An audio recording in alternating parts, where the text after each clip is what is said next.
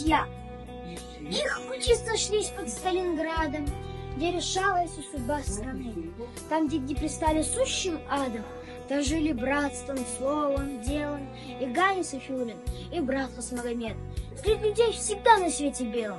Это есть источник всех побед. Фронтовая дружба крепче стали, и в беде проверена она. Вместе честь и доблесть отстояли в дни, когда кругом была война. Честь иметь высокое призвание, ничего не может быть главней. Свято чтят и в Чечне, и в Татарстане дружбу верных преданных друзей. Гани Сайфуллина и Хасмагомеда Сайгадинова. Знаешь, что твой дедушка? Конечно, знаю, он командир полка, защищал родину. Как можно ждать такого дедушку? Молодец. А ты гордишься? Конечно, горжусь. Хочешь быть похожим на него? Очень хочу.